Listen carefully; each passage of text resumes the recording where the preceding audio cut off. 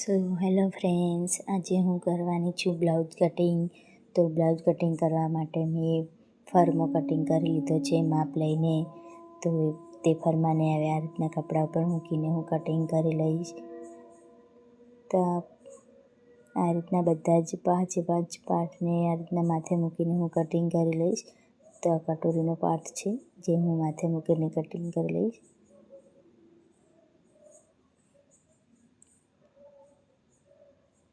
આ શોલ્ડર છે, શોલ્ડરને પણ હું માથે મૂકીને કટિંગ કરી લઈશ.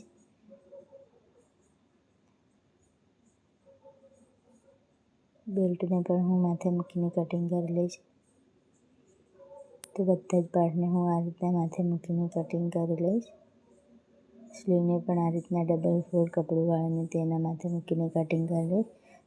તો હું મારું ફરમો માથે મૂકીને કટિંગ કરી લીધું છે. હવે હું તેને સ્ટિચ કરીશ. તો આ રીતના કટોરીની બંને પાર્ટને આ રીતના સામસામે મૂકીને તેને જોઈન્ટ કરવાના છે.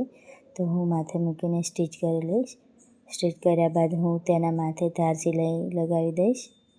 ધાર સિલાઈ લગાવ્યા બાદ હવે તેને કટોરી પર હું 1.5 ઇંચનો ટક્સ લઈ લઈશ. આ રીતના માથે મૂકીને હું સ્ટિચ કરી દઈશ અને વધારાના કાપડને કટિંગ કરી લઈશ. પછી અહીંયા બેલ્ટ જોઈન્ટ કરી લઈશ. તો બેલ્ટ જોઈન્ટ કરવા માટે આ રીતના માથે મૂકીને હું ત્યાં સ્ટિચ કરી દઈશ. સ્ટિચ કર્યા બાદ ત્યાં ધાર સિલાઈ મારી દઈશ. તો બંને પાર્ટને મેં આ રીતના તૈયાર કરી લીધા છે. હવે બેક સાઈડનો પાર્ટ લેવાનો છે. ત્યાં હું આ રીતના ગળાપટ્ટી બનાવી છે, તેના માથે મૂકીને સ્ટિચ કરવાની છે. તો હું આ રીતના માથે મૂકીને સ્ટિચ કરું છું.